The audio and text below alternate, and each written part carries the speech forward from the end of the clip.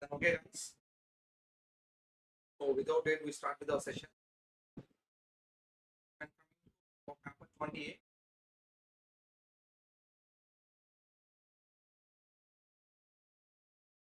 So today we discussion case study based questions, guys.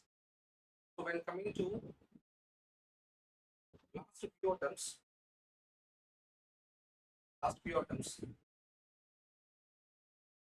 Yeah, good evening, Varsha. Good evening, Ritesh. Now my voice is clear.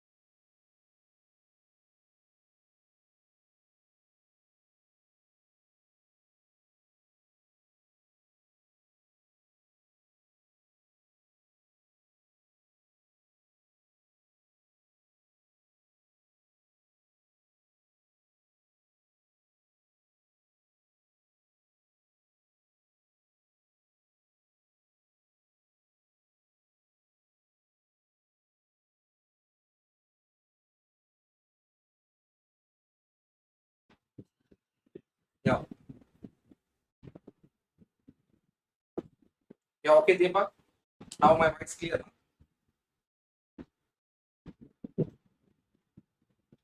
So I'm audible right now.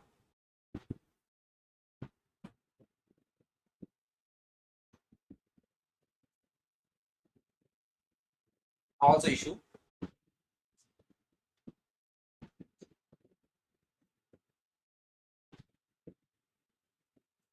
Okay, okay, Deepak.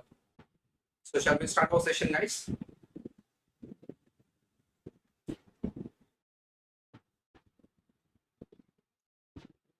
So when coming to last few attempts, not few attempts, last 3 attempts, they introduced a concept called case study based questions. Case study based questions. Okay. Now when coming to case study based questions, one attempt they're only expecting for 8 marks. Sometimes not one attempt, they're asking for 16 marks. For asking not 16, 18 marks. So for losing this case study based questions is difficult to score exemption marks. Guys, clear. Now when coming to this 8 mark question is nothing but they will give in a problem point of view, they will give a merger case study. Based on that case study, you have to consider the values, you have to calculate the merger and acquisition answers. So there's a problematic point of view. Sometimes they will give like a concept. For example, they will give balance scorecard concept related one case study of a company. Based on that analysis, you have to find out the solutions. You have to write the entire balance score concept theoretically. After writing the balance scorecard concept theoretically, you have to put in a heading analysis. You need to link that theory content to given case study. After linking the given content to case study, you will get some conclusive answer. At the end of the point, you have to use the word called conclusion or a decision. You have to provide the conclusion about the case study. Very clear. If you put that like that, you will get 8 marks theory-based case study. When coming to another case, they will ask 8 mark related theoretical question based case study or practical question based case study. And another 10 marks is there now. From last 2 attempts, this is a happening. They will give one case study, and the case study they will ask 5 questions. 5 questions to 2 marks, you will get a 10 marks. This is related to MCQ based case study. So with the help of just knowledge, you will get a 10 marks. You will get how many marks, guys? 10 marks. So based on case study analysis. For that purpose, I collected a lot of information for case study based questions. So what's our value collected? So we have a e-bulletin concept in our ICMA issuing every month e-bulletins for a student, and the e-bulletins they're asked last attempt question case study based. When coming to apart from that, in our material also we have some case study based questions in material. So that also I will discuss. So far we have a 20 attempts. For example, in the June 2020, not June, in 2022 they provided 10 bulletins. From 24 to 25 they provided 11 or 12 bulletins. In every bulletin they will give either problem related case study or theoretical related case study. I will discuss every year, every month e-bulletin as well as our material based case questions. Okay, without late, I start with the Jan 2022 e-bulletin. So when coming to this Jan 2022 e-bulletin, they provided Altman Z-score. They provided what, guys? Altman Z-score. You all know that Altman Z-score have three models we are using for calculation of corporate distress.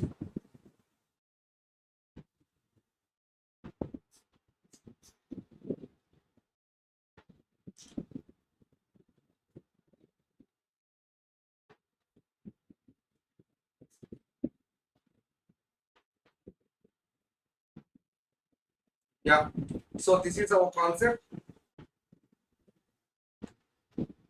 Corporate risk management. So I will send you, Deepak, all PDFs. I will send on our Telegram channels or WhatsApp channels. Don't worry about that PDFs. I will. If not available, you can open your ICMA site also. It available. When it comes to chapter 4, corporate risk management, in corporate risk management, in every attempt you will get one problematic question. The problematic question came from this corporate distress concept. In corporate distress, we have a multiple concept. One is calculation of sickness. Another one is corporate distress. Another one is C-score. This is not for corporate distress. This is for fraudulent happen or not in a financial statement purpose. We are using C-score. And this banking related Basel norms. But in that case study, they provided about production of corporate distress. For production of corporate distress, we have concept number 2, production of corporate distress. In this corporate distress, we have Altman Z-score model A, model B, and model C. Okay, when it comes to production of corporate distress, today I am estimating in future the company financial position, they will continue or not. So I'm again, you can observe this sentence. I am estimating today future financial ability of that company. If they have a positive ability, they will continue. If they have a negative ability, they will shut down. Clear? That production is known as corporate distress production. Hope you guys clear? Now, for the corporate distress production, here is a person called Altman. He analyzes 33 failed company, 33 non-failed companies. On that companies, they consider 22 accounting and 22 non-accounting ratio. They created a formula called Altman Z-score 1968 model. 1968 model. Okay. Now in this 1968 model, they created a code 1.2x1 plus 1.4x2 plus 3.3x3 plus 0.6x4 plus 1x5.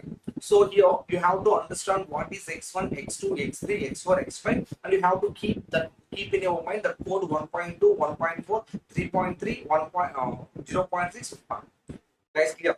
Now x1 equals to, it's a liquidity measure, working capital divided by total assets. This is a way to calculate.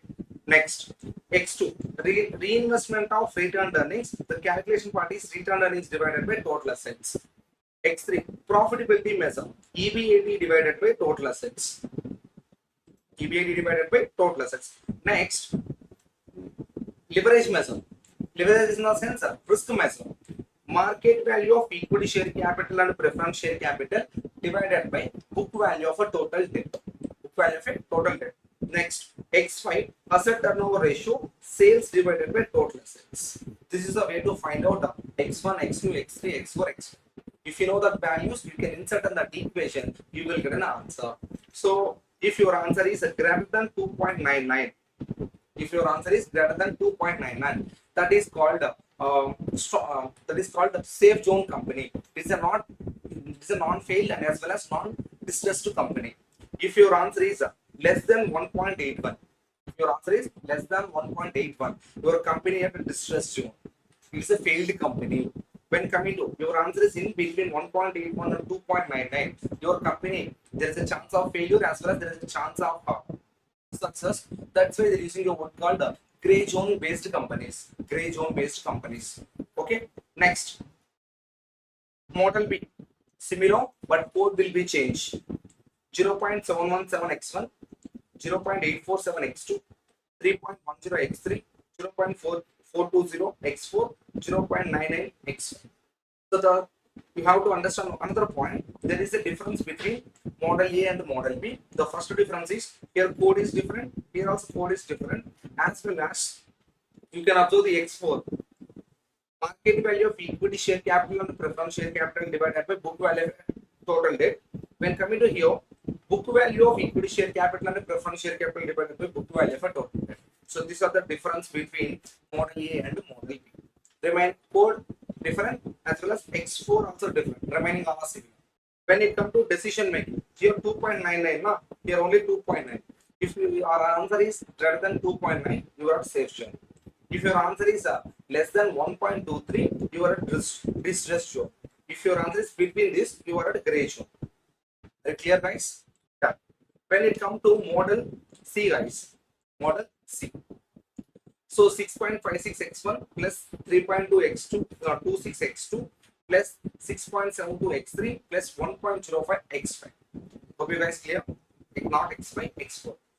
Model A, model B have 5 ratios. When coming to model C, have only 4 ratios. That is the difference between model A and model B and model C. So when coming to the model A, model B difference, code is different as well as X4 is different. When coming to model C, here we have only 4 ratios: X1, X2, X3, X4. There is no X5. As well as code also change. So if they ask this kind of question, you have to write down entire theory content like this: model A, model B, model C, not model based on that model they given.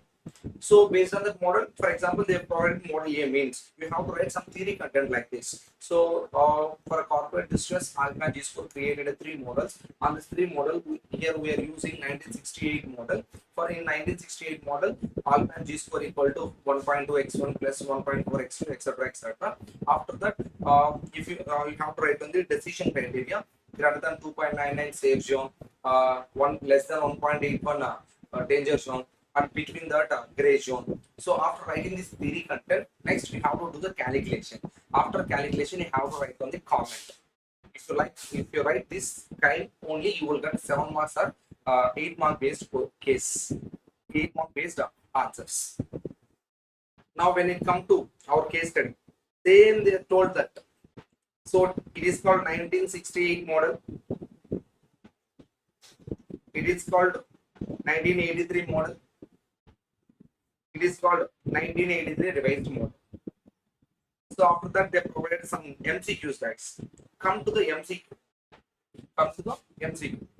Risk management technique do not include. Risk management technique do not include trade cycles, interest rate risk, inflation rate risk, exchange risk. You already know the trade cycle. You learned in your CMA into FM. In working capital, there is a concept called operating cycle. So the word operating cycle means how many days it will take raw material it converted into cash. How many days it will take to convert raw material into cash. That cycle is known as a operating cycle. So that operating cycle talks about working capital. It's not related to risk management. So when interest rate risk talks about risk management, inflation rate risk also called purchase power risk also we talks about risk management, and exchange rate risk also be related to risk management. So answer is A. Trade cycle is not a risk management technique. When coming to question number 2, unsystematic risk is related to. So you already know the difference between systematic risk and unsystematic risk. You learned in your SFM also. So when it comes to systematic, it is a country specific. We can't eliminate. When it comes unsystematic risk, it is a company specific. We can eliminate. Not 100% eliminate. We can reduce. We can reduce. So in a simple sentence, if it is only particular your company, it is in your hands, you can control. If it is outside the company, you can't control that. That's why it is systematic risk. So simple language, you can control, it is called unsystematic. If you not control, it is called systematic. Clear? Now market risk. Market is not relating to our specific company, relating to industry. That's why we can't control. So it is a systematic risk. When it comes to beta, beta is a calculation part we are used for calculation of systematic risk. Next, inherent risk. Inherent risk is a talks about internal company transactions. Internal company transactions. It is relating to unsystematic risk. When it comes to interest rate risk also. So interest rate risk also, it not specific about the company, it about the market. In market we can't control. If it is my company, I will control. That's why it is actually systematic risk. The unsystematic risk is C, inherent risk. Next, systematic risk is measured by. So I already told in about MCQ. Beta is a measure unit you are using for systematic risk. Next, welcome to MCQ number 4. The risk which primarily influenced by financial gearing, interest cover, operational leverage, and cash flow adequacy is called.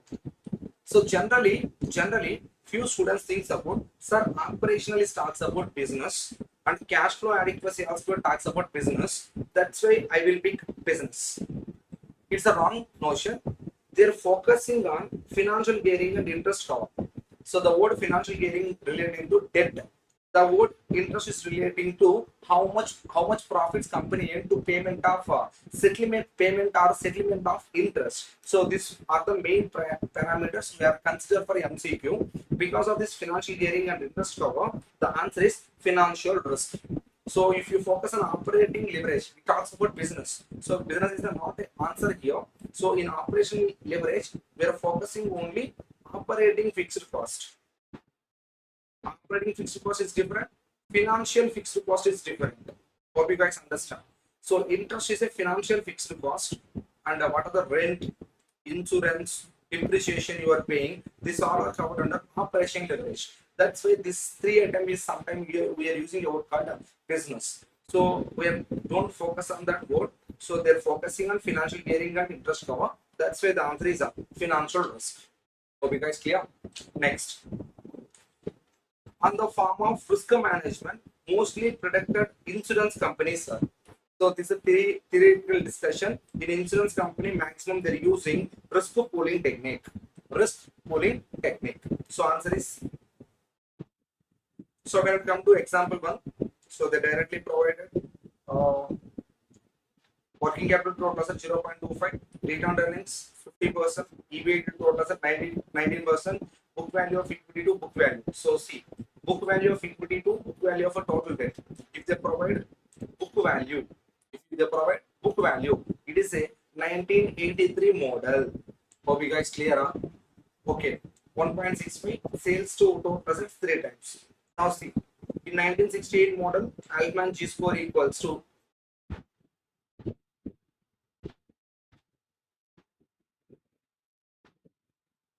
0.717x1 plus 0.847x2 plus 3.107x3 plus 0.420x4 plus 0.998x5.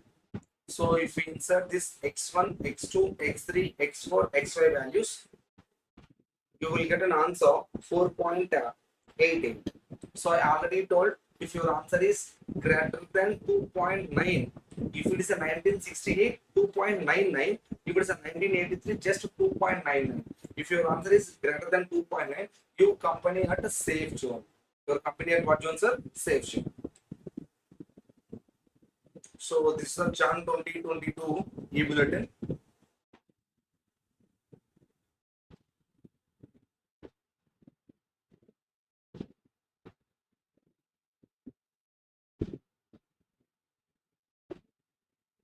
So when it comes to February 2022 e-bulletin,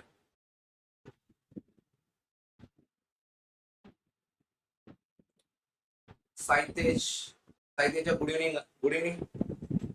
Ravi, where we find this PDF, sir? Go on Google search CMA final e-bulletins. Okay. So next, when it comes to Feb 2022, so they provided merger and acquisition related based problem as well as few MCQs. So let us check. There is a no. It's called share exchange ratio.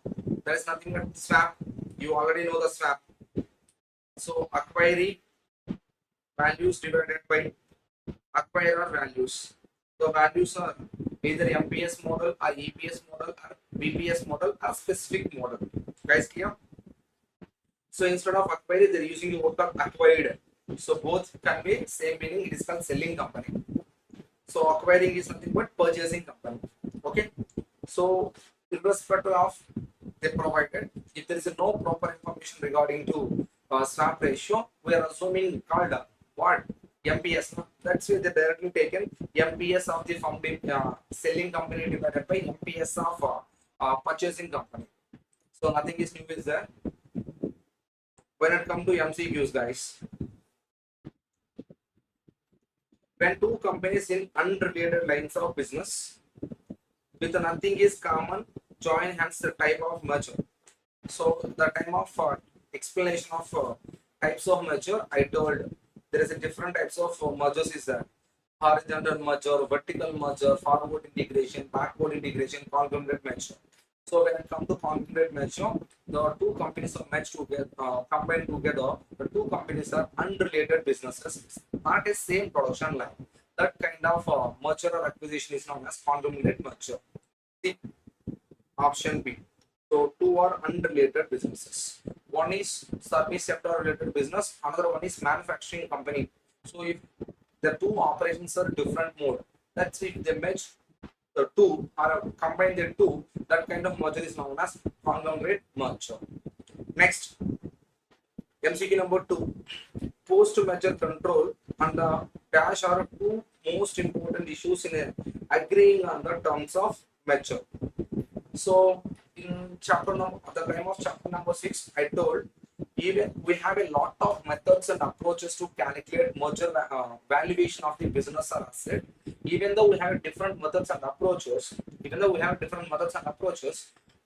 in a reality, they happens between negotiations. In reality, they happens between negotiations. So purchaser will say, I will give you 2 times of your company sales, 5 times of your EBITDA, or 3 times of your net profits. This kind of negotiations happen in reality. So on that negotiations, they will fix the deal prices. So you can observe the most important issue on agreeing on the terms of merger is called negotiated price. At the time of negotiations, what we fix the price, that is called deal price. The alternative name for deal price is negotiated price. So alternative price for deal price is what, guys? Negotiated price. Okay. Next, a method under which value of an asset is based on calculating the cost avoided by the acquiring company when obtaining a pre-existing and fully functional asset is known as. It is called avoided cost, guys. Not avoided cost. Yeah. So avoided cost. So the under method value of asset is based on calculating cost avoided by the acquiring company when obtaining pre-existing and fully functional asset. So they're only focusing on asset based. We are using a net assets implementation for that merger. We are using avoid cost basis. That's why it's called avoid cost method. So there is a no problematic portion in our material relating to avoided cost method because of just for understanding sake, because of avoiding cost, there is called avoiding cost method. They're only focusing on assets valuation. Next, when it comes to question number 4, if the value of A limited is 50, it means market value. B limited 20. The company values are 50. For example, go with the 50 lakhs and 20 lakhs. The combined value is 90 lakhs. You know the merge synergy. Individual summation is greater than combined. That is called synergy. Na? So their individual summation 70, but their combined value is 90. The extra 90 minus 70 is known as synergy benefit. So the received premium on merger 12, the synergy for the merger. The synergy for the merger. They're asking about how much is the synergy. The synergy is 20 lakh. The synergy is 20 lakh. So as well in new material, they're focusing on two concepts: acquirer gain and acquiree gain. Acquirer gain and acquiree gain. So first let us discuss about acquiree gain. Sir, what is acquiree gain? So selling company receiving benefit is known as acquiree gain. Simple. So generally, what is selling company here? Yeah, B limited market value equals to 20 lakhs, but A limited deal price purchased for 32 lakhs. What's the market value? 20 lakhs, but they purchased at 32 lakhs. How much purchaser company paid extra to selling company? The purchase extra is 12 lakhs. This 12 lakhs is known as acquisition premium. The 12 lakhs is known as acquisition premium. So when it comes to 12 lakhs of acquisition premium, it is a benefit to acquirer, not acquirer, acquiring. Selling company is a benefit to selling company. That is called acquisition premium. When it comes to acquire again, so who is the acquirer here? Purchaser, right? So when it comes to purchaser, if the individual summation 70, the combined value 90. So what are the extra they got because of combining? That is called a synergy. Synergy is the benefit of purchaser. It means how much is the synergy? 20 lakhs. Hope you guys clear? When it comes to 20 lakh is a synergy, additional benefit, but purchaser can't enjoy that entire 20 lakhs. Why? Because they paid a premium of 12 lakhs. Na? They paid a premium of 12 lakhs. What are the benefit they will receive? Out of the benefit, you have to reduce acquiring premium, the purchase premium. The net benefit you will enjoy only 8 lakhs. So don't focus on only on synergy. Sometimes they will ask this kind of questions also. What is the acquirer gain? Acquirer gain is not a synergy. Acquirer gain is a synergy minus acquisition premium. So acquiree gain is just purchase premium. Hope you guys clear? So please respond. Any doubt regarding this acquirer gain, acquiree gain, and synergy benefit?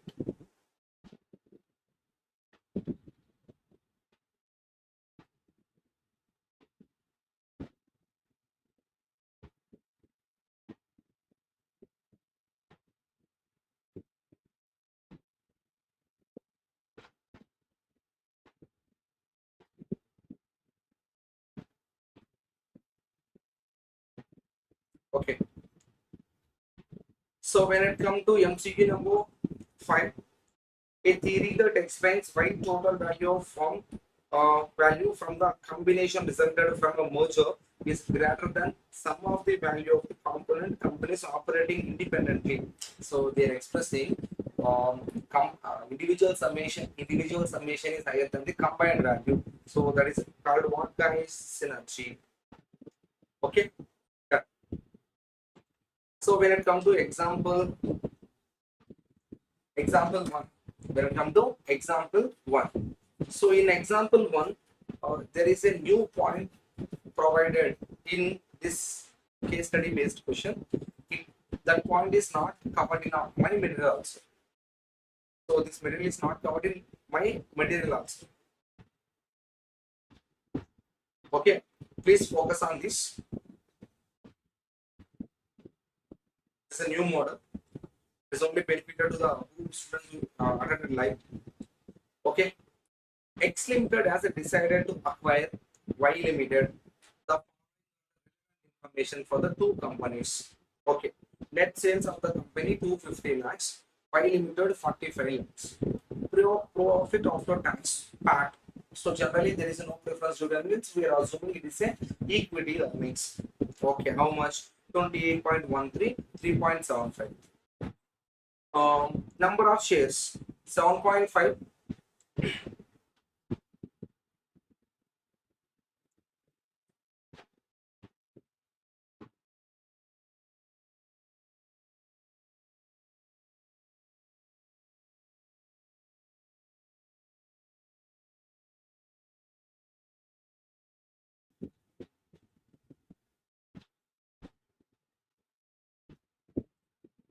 So number of shares 7.5 lakh shares, 1.5 lakh shares.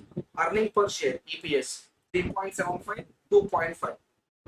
And the dividend per share DPS 1.3, 0.6. Okay. Total market capitalization 420 lakhs, 45 lakhs. Okay, thank you for the given information. So they're asking questions. Pre-merger market value per share for the company. Pre-merger market value. Okay. Let us calculate that pre-merger market value. So generally, pre-market market value is nothing but MPS, right? So in the mergers and acquisition, maximum of the times we are using P ratio into EPS. P ratio into EPS. But in this question, they not provided P ratio, but they given EPS. So this calculation formula is not suitable. So there is a basic formula for MPS calculation. MPS equals to market value of equity divided by number of shares. You can observe market capitalization given 420, 45. So market capitalization 420 divided by number of shares, how many? 7.5 lakh. So 420 divided by 7.5. The answer is 56 rupees per share. Next, MPS of selling company 45 divided by number of shares 1.5.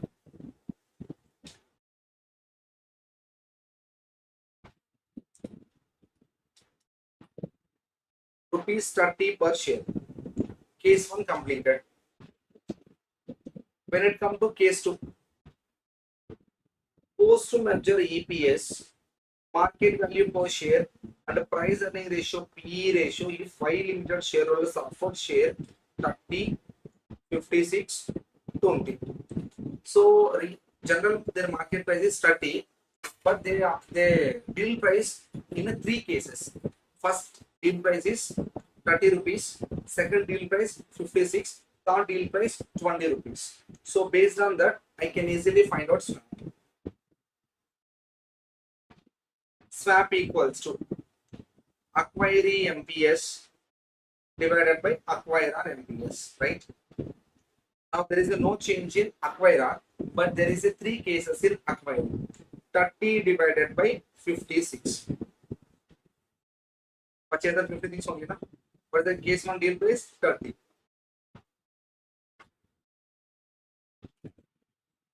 30 divided by 56. 0.536. For every 1 share of acquiree will receive 0.536 shares from acquirer. Okay, here also easy. When it comes to third option, what the deal price? P6 divided by 56. 1.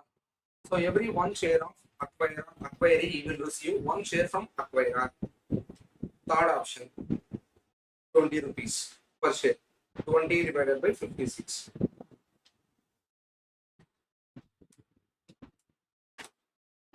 0.357. For every 1 share of acquiree will receive 0.357 shares from acquirer. Guys, clear? Now I have a swap ratio. I can easily find out the new issue. So when it comes to new issue,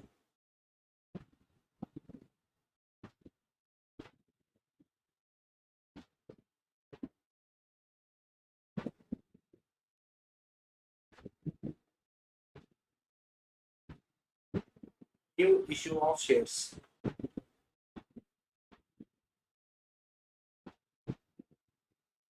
Acquiree shares into swap. Acquiree shares into swap.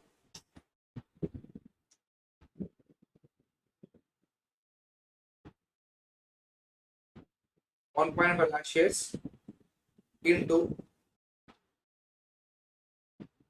0.536 swap. 1.5 lakh shares into 1 rupee. 1.5 lakh shares into 0.357. The aligned calculation is known as new issue. After new issue, what we calculate, you know now, total number of shares after merger. Acquirer purchases shares plus new issue of shares. That's the calculated here. So purchaser shares, new issue. Purchaser shares, new issue. Purchaser shares, new issue. 8.30 lakhs, 9.00 lakhs, 8.04 lakhs. Okay. Next, combined EPS. What guys? Combined EPS. So when it comes to combined EPS,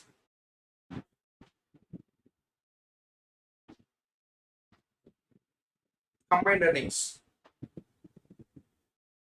28.13 plus 3.75.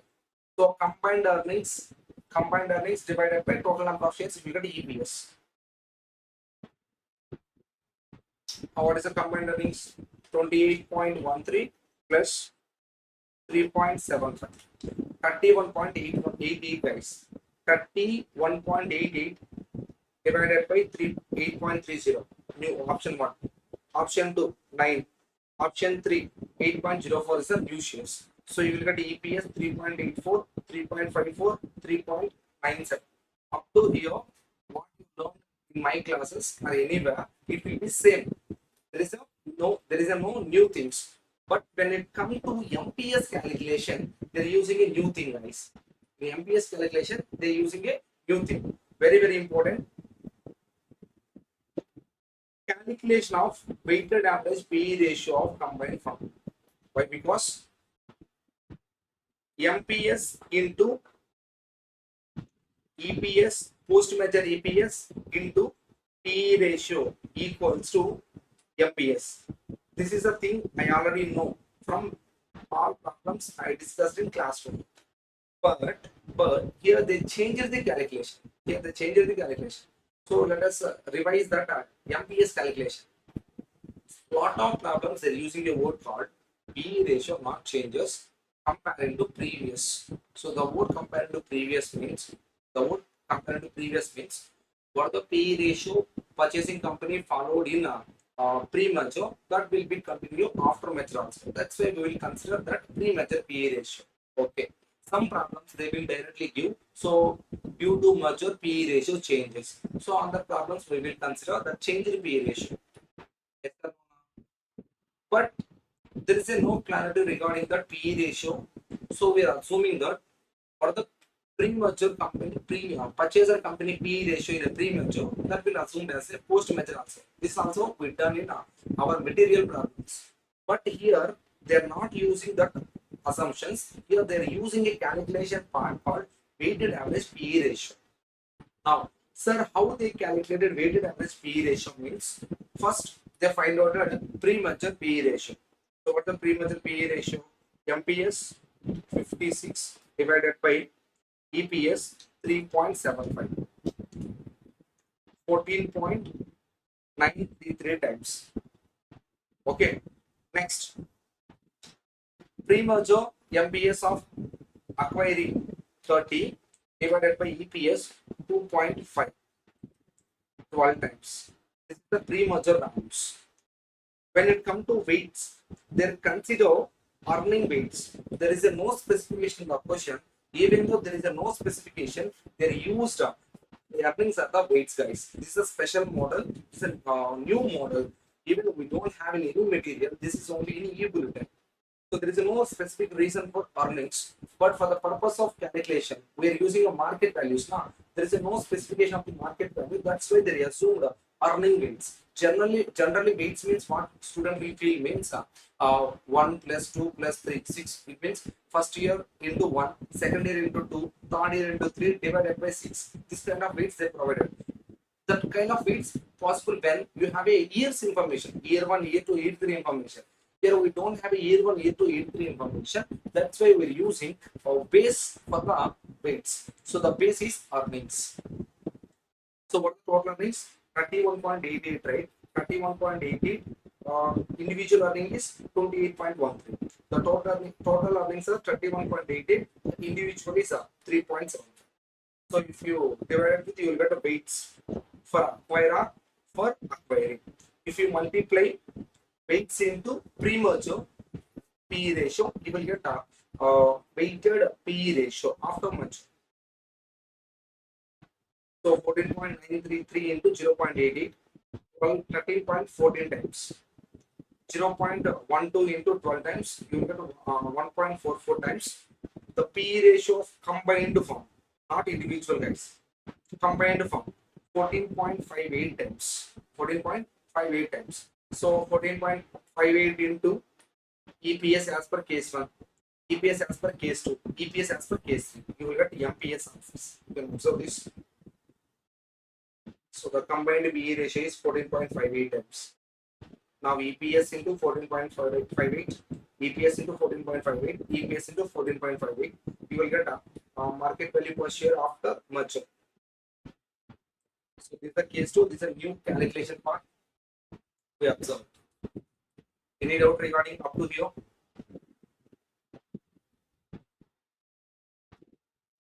Any doubts?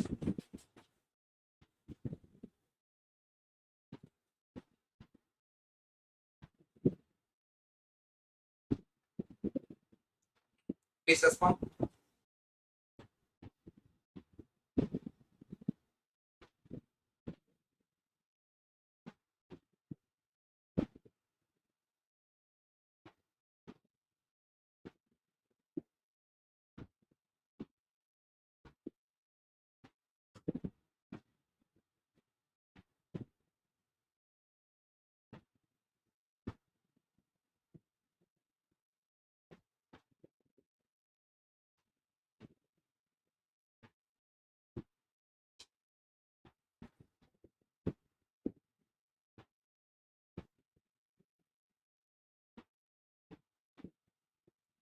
Then okay. Let's come to case C. Case C. X limited EPS, if 5 limited shareholders are offered rupees 100, their offering deal price per share is 100. 15% convertible debenture for each share held in X limited. So for every three shares, they will give one debenture. So hope you guys clear. For every 3 shares, they will give one debenture. It means how many shares they have? 1.5 lakh now. 1.5 lakh divided by 3. So they will get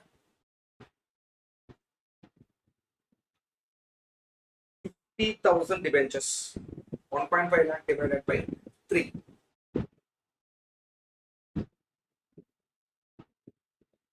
Okay, Deepak. Okay. So when it comes to KC, instead of number of shares now, they're using debenture. So if your company have one share, I will for company have a 3 shares, I will give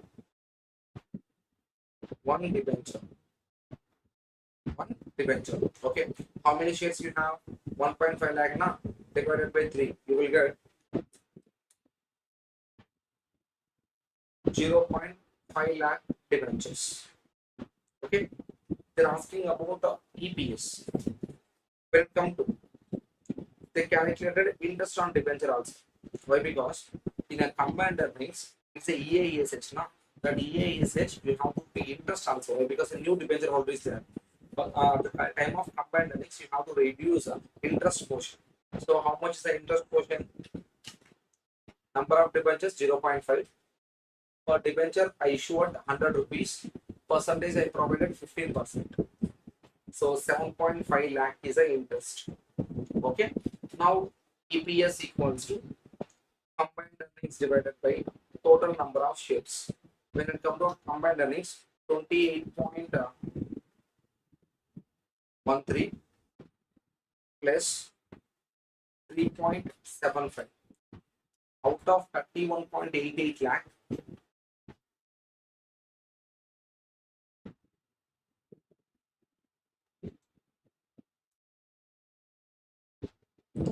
So all setup is good, man. Audio connection also great.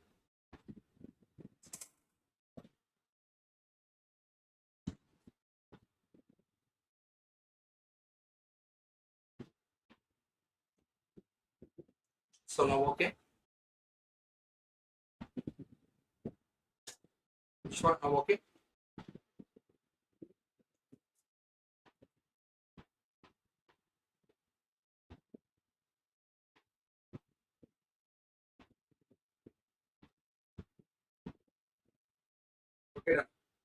So when it comes to here, combined earnings, EPS for combined earnings, 31.88 lakh is a combined earnings. Out of 31.88, you have to pay interest, right? So interest how much? 7.8, 7.5 lakh minus 7.5. So you will get a combined earning of rupees 24.38 divided by 24.38 divided by total number of shares. How we get a total number of shares? Existing company of purchaser existing shares plus new issue. When it comes to here, we are issued debentures. We are issued debentures, not shares. That's why there is no new issue.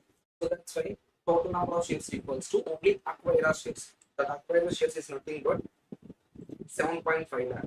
So even 7.5 lakh shares, even though you have a subject knowledge, so here it is a wrong calculation. Why it's a wrong calculation? Sir, combined earnings, I reduced interest divided by new shares, there is no new shares because of debentures I issued. Okay, but when it comes to calculation, why you told wrong means what interest you have, that interest is a pre-tax. You have to consider post-tax calculations. You have to consider post-tax calculation. You can't reduce the entire interest of 7.5 lakhs. You have to reduce a tax. The remaining portion you have to reduce from the combined earnings. There is another new point in this part. This part. When it comes to tax rate,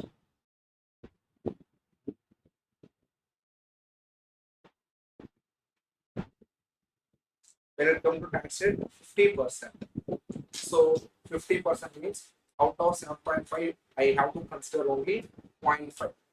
So in combined earnings,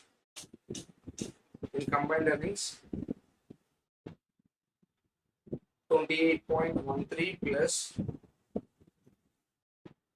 3.75 minus 3.75 only, minus 3.75 divided by 7.5. 28.13 plus 3.75 plus minus 3.75.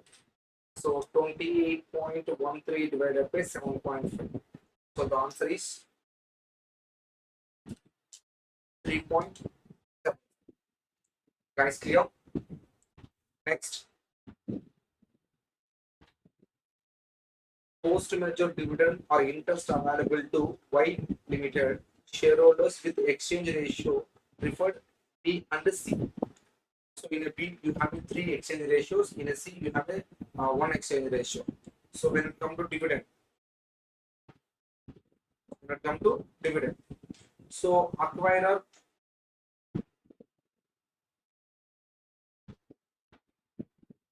so this is the one swap, this is the one swap, this is the one swap, and in KC also we have another swap, exchange. Okay, when it comes to previously how many shareholders is there, how much they will dividend per share, 0.6. Because of combined they will receive this 1.3. Not they will receive entire 1.3, they will receive only swap portion. This kind of calculation we already done in our material. So if it's a post-merger MPS, acquiring can't enjoy entire MPS, they can enjoy only what the share they have. How I decided the share means with help of swap. With help of swap. See, 1.3 into swap, 1.3 into swap, 1.3 into swap. These are the amount the shareholders will receive as a dividend. When it comes to interest, I already calculated 50,000 debentures, 100 rupees each. 15% is the interest rate, 7.5 lakhs. Guys, clear? So do this plan 2 times with your own knowledge. Okay, this is a new model. They are given in e-bulletin. Okay, that's it in Feb 2020.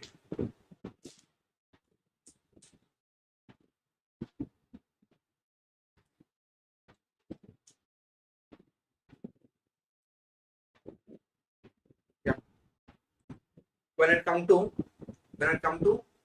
March 2022 e-bulletin, so they focused concept name Six Sigma methodology. So this Six Sigma methodology is an important concept in chapter 2. Performance evaluation and measurement and evaluation and improvement tools. So when it comes to this concept number 3, Six Sigma in management.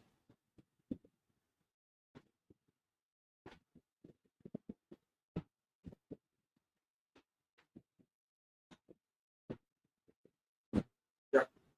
So in Six Sigma, so I'm not discuss about entire Six Sigma.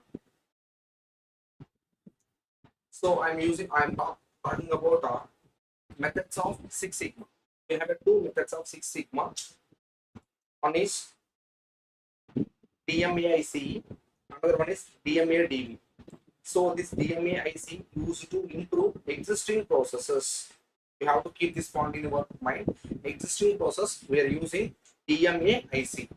When it comes to used to design new processes, new processor of product, we are using DMADV methodology for a Six Sigma. Hope you guys clear. Now let us check. So when it comes to DMAIC, define, measure, analyze, improve, control. So design, measure, analyze, improve, control. When it comes to DMADV, define, measure, analyze. These three things are common. Let us check here. Design, verify. The design means it talks about new things. Talks about new things. So here it is improvements. Already we have existing one. For that you are using addition. Addition called improve. New one is called design. Guys, clear? So this is a theoretical question. So you can observe here we have a simple and short sentence definitions. You can write like this. So DMAIC, DMADV. Okay. Next, when it comes to MCQ time, MCQ number 1. Which of the following is not a correct to quality cycle concept? Quality cycle. So quality cycle is a form participation of management. Yes, it is a without management participation, we can't create quality things in our company. Okay, yes, it's a quality cycle related concept. Quality cycle is a human resource development technique. Yes, exactly. So when it comes to, even though you have a robotic technology for the citations for audio issue. Now, okay, citation. What is the exact issue? The voice is not clear, or it's a distanced voice.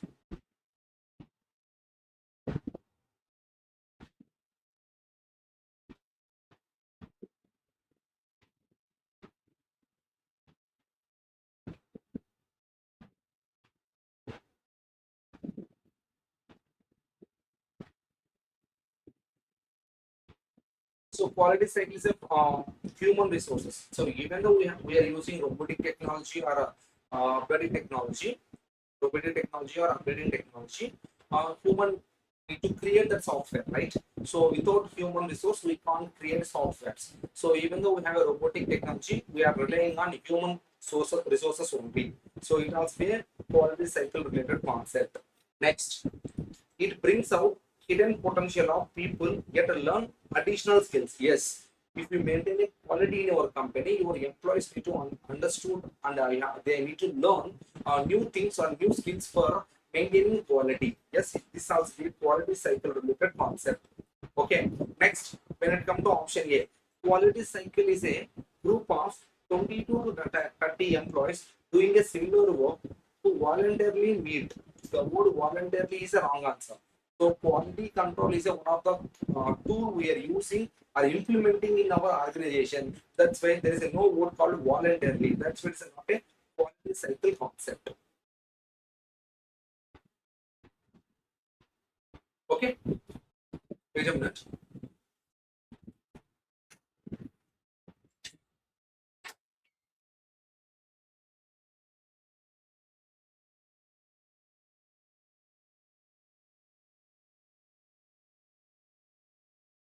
So Deepak, now okay. There's no disturbance, sir.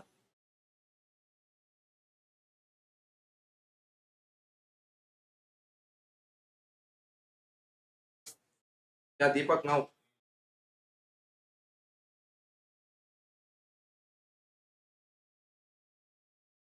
Okay. So when it comes to MCQ number 2, which of the following does not form? So which of the following does not form part of benchmarking process? Benchmarking process. So planning is a form part, redesign, analysis, integration. The word redesign is not there in benchmarking. In benchmarking, so we are taking the within the company parameters or outside the company parameters. We're using that parameter for forecast future. So there is a no redesign. That's clear. So it's a not form part of benchmarking. Next, MCQ number 3. A firm is a price taker. Its marginal revenue is. Its marginal revenue is.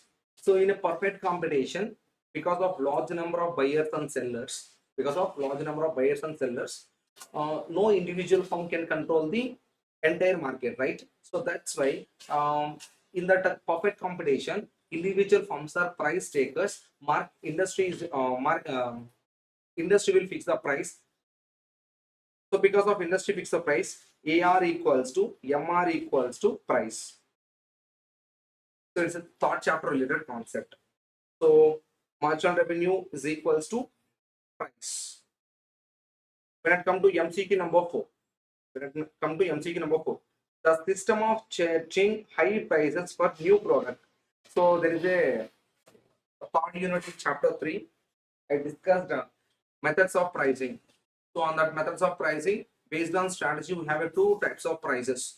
One is skimming pricing. Another one is penetration pricing. So the word skimming pricing is they initially come with the high prices. They will capture the market.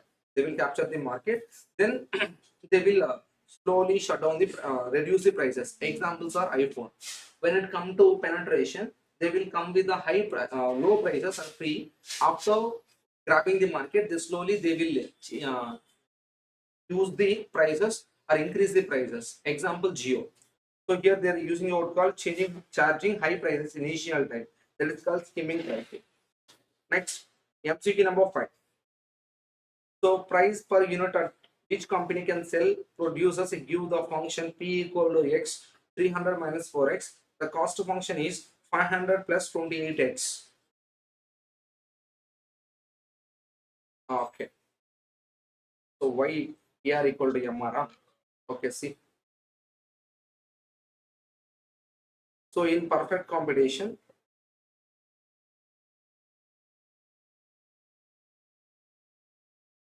industry will fix the price based on demand and supply. Industry will fix the price based on demand and supply. Firms involved in that sector, all firms need to follow same price only. Okay.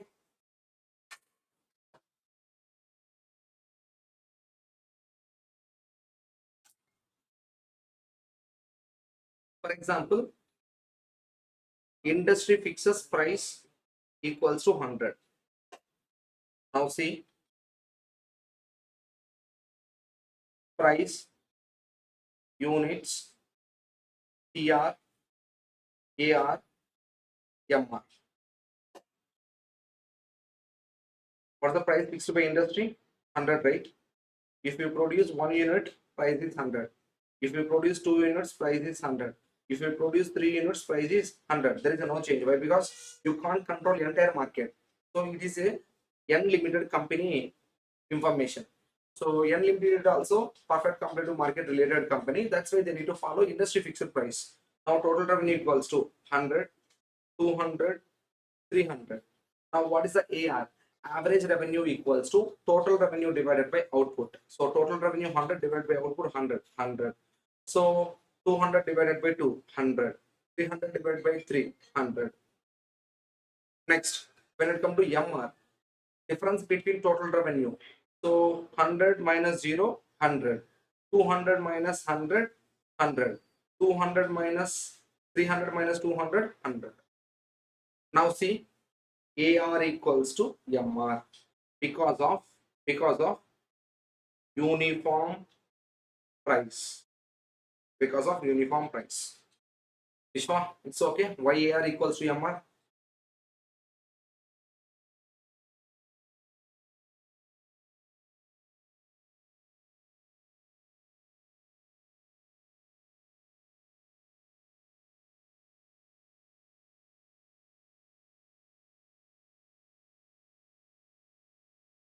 Vishwa, please speed reply. Okay. So price equals to 300 minus 4x. Total cost equals to 500 plus 28x. They're asking about profit would be maximum. So when students thinking that profit means rupees, so in a market's point of view, profit maximization point means units. That units where we will get a maximum means where MR equals to MC. Where MR equals to MC. In the third chapter, 50% problem we are using maximum minimum. Remaining 50% problem we are using MR equal to MC for X output calculation. Guys, clear? Now see. So d by dx of TC equals to MC, guys. So constant 0, MC equals to 28. Next, d by dx of total revenue equals to MR, guys. But there is no total revenue. We have only price. Now we have to change price into total revenue. So total revenue equals to price into quantity. So quantity is nothing but X we are taking here. Next, for 300 minus 4x into X. Now 300x minus 4x square is the revenue. So if you apply derivative for this total revenue, you will get MC. So 300 minus 8x. 300 minus 8x. Now MR equals to 300 minus 8x, that is equal to MC equals to 28. Now 8x equals to 300 minus 28.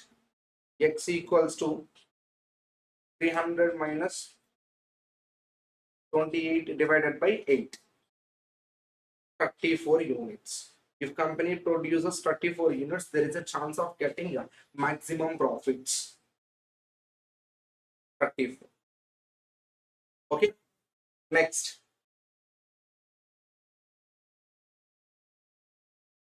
So this problem also I inserted in our material, but even though I inserted, I will explain here.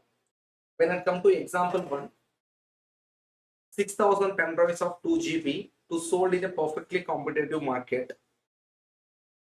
To earn 1,06,000 profit.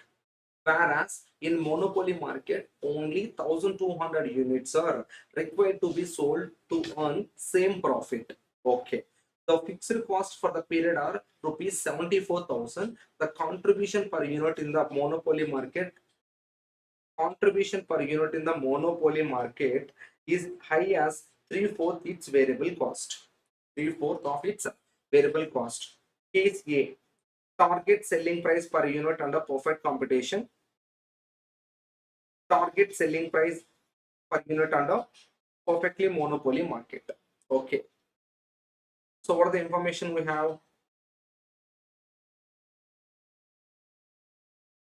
Fixed cost. Go with the income statement. Sales less variable cost. We got a contribution less fixed cost. We got EVAT. So don't focus about the EVAT. Why? Because I have a fixed cost information, contribution information. By using this, I can find out contribution. Next, if I know the variable cost, if I add in reverse, I get a selling price per unit. That's I understand in this problem. Okay, now see. Sorry. I don't know contribution. Profit. EBIT is nothing profit here. So I have profit and fixed cost with the help of these two. If you sum these two, I get a contribution. For contribution, if I add variable cost, I will get selling price. Very clear. Now, Sales I don't know, variable cost I don't know, contribution also I don't know for two markets. But when it comes to fixed cost, I know how much. 74,000. 74,000. And profit also I know 1,06,000. So the sum of fixed cost and profit is known as contribution. 74,000 plus 1,06,000. So contribution equals to 1,80,000. If you want per unit, divided with the total number of units. What is the total number of units? In a perfect competition, 6,000 divided by 6,000. I got contribution per unit equals to rupees 30. Rupees 30. So if I know variable cost per unit, if I add these two, I will get a selling price, right? But I don't have a variable cost information. Perfect competition. Okay, let's check here. When it comes to monopoly, sales, variable cost, contribution, fixed cost, profit called EBIT. Here also same.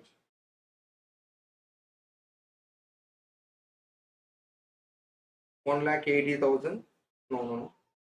1,08,000. 1,06,000. 74,000. Contribution equals to 1,80,000. Now this is total point of view. This is per unit point of view. Now units are at the rate of 1,200, right?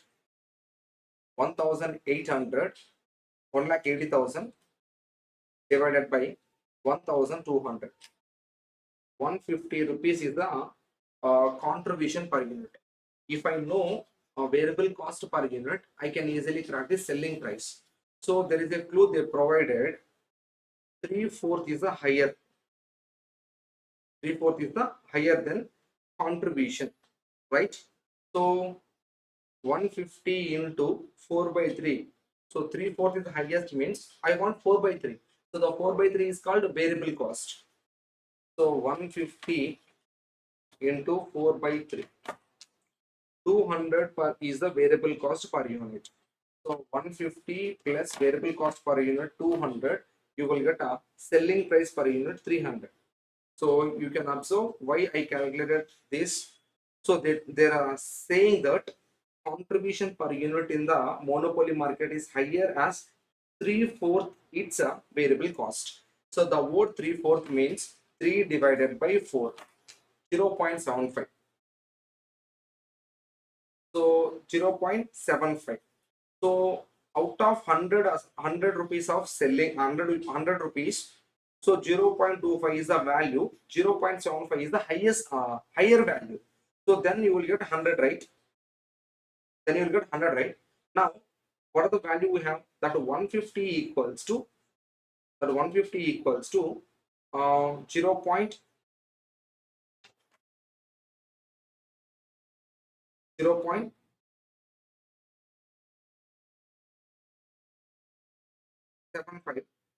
but I want for 100. 150 into 100 divided by 0.75. Okay, so the value is 200 per unit. Okay, now another discussion you have to understand. What another discussion means?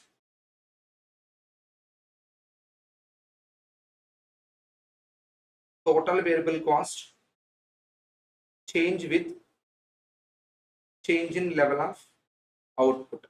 If output increases, variable cost also increases, but average variable cost remains constant. If you don't know this subject knowledge, you can't answer this question. Variable cost vary the change in level of output, I agree. But if you go with the per unit remains constant. So if I know that logic, so in monopoly or perfect combination, per unit remains constant. So here I have now, that's why it's constant in perfect combination also. So this also be 200, selling price equals to 230. Any doubt regarding this case study, guys? Example 1.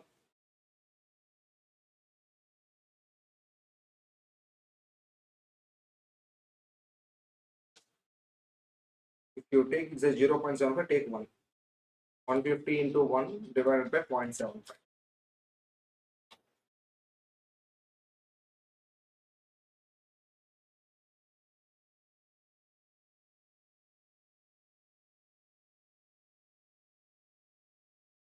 Guys, clear?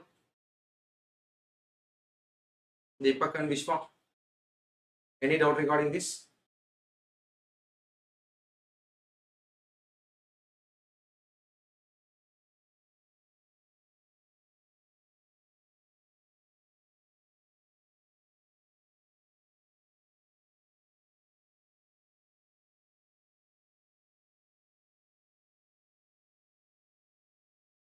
Yeah, after live, I will upload on YouTube also.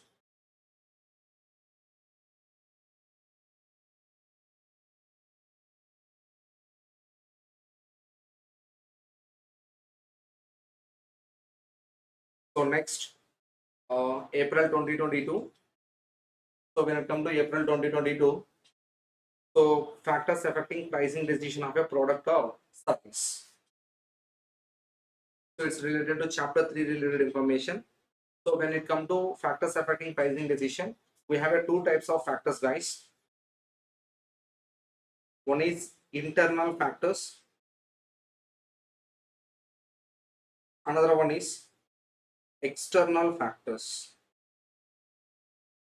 Internal factors as well as external factors. When it comes to internal factors, so you already know internal factors means, so within your organization, any issues are impacting your pricing decision, that is called internal factor. So outside the outside issues any are issuing with your pricing decision, that is called external factors. Guys, clear? For example, war, due to war also our pricing decision will be changed. Due to climate also, like environment also, our pricing decision will be changed. Due to internal management also, our pricing will be changed. The internal management is a part of our company. That's why it is an internal factor.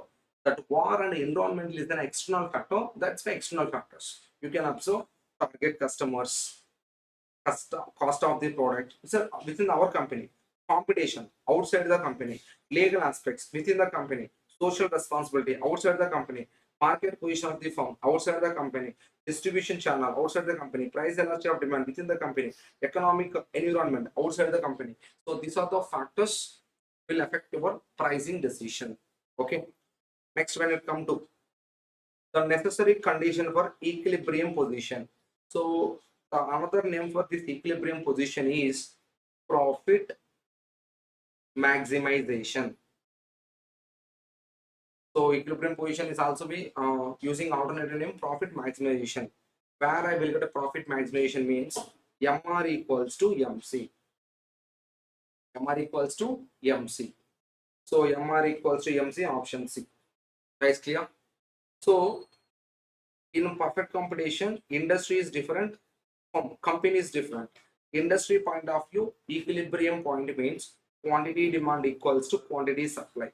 In company point of view, equilibrium point means MR equals to MC. So there is another alternative for this MR equal to MC. MC cuts MR from below. These are the 2 points for equilibrium point of the firm. Hope you guys clear? Sometimes they will ask industry. Industry point of view, quantity demand equals to quantity supply, and firm point of view, MR equals to MC. Next, the cost function of a firm is given by C equals to x cube minus 4x square plus 7x. Find that level of output average cost is minimum and how much the minimum. So you have to find out x as well as rupees. So is a total cost, you have to convert into average cost first. So AC equals to x square minus 4x plus 7. Why? Because TC divided by x, you will get AC. Step 1, first order derivative. So 2x minus 4. Step 2, equates to 0. 2x minus 4 equals to 0. X equals to 2. Okay. Now if you insert this x in this AC equation, you will get an answer. 4 minus 8 plus 7. Answer is 3. Units are 2, rupees are 3. 2, 3 is the answer. Next, MCQ number 3, an investment is risk free when the actual return is always dash the expected return. The word they're using a word called risk free. So example RF, risk free rate of return. If it is a risk free rate of return, I'm not expecting more. So as an investor, when which situation I will expect more? If the company have a huge risk, I will expect more. So if there is a no risk means I'm also not expecting more. So because of risk free, what my expected is nothing but actual. Is nothing but actual means equal. So actual return is always equals to expected return because of risk free. Next, MCQ number 4. So it is assumed that M Limited would realize 40 million from the liquidation of its asset to pay 20 million to its creditors and preference shareholders in full and final settlement of their claim. If the number of equity shares of M Limited is 2 million, liquidation per share would be. So liquidation per share would be. So first, analyze the information properly.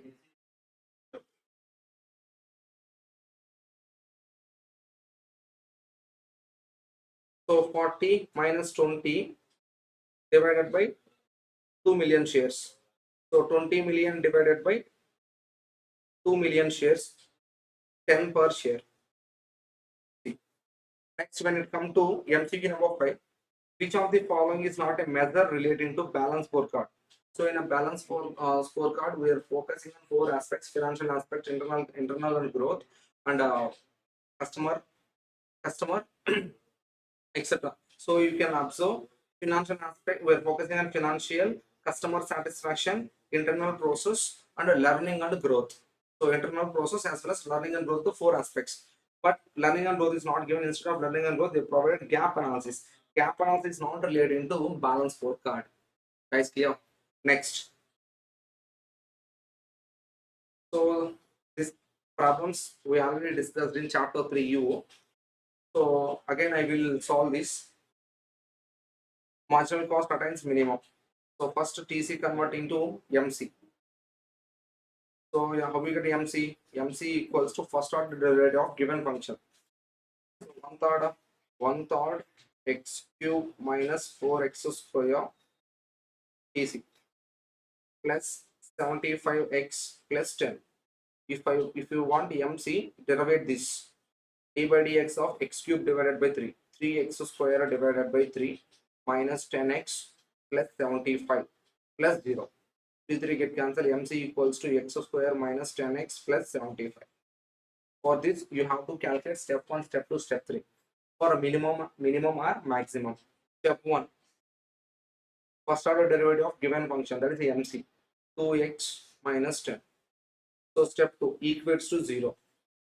2x minus 10 equals to 0, x equals to 5. Step 3. Proof. First, apply second order derivative for given function. No, first step 1 answer. So 2x minus 10, 2. If answer is positive, given function is the minimum. So if you want rupees, insert that x value in MC. MC equals to 5 square, 25 minus 50 plus 75. Right? Minus 50 plus 25. 50.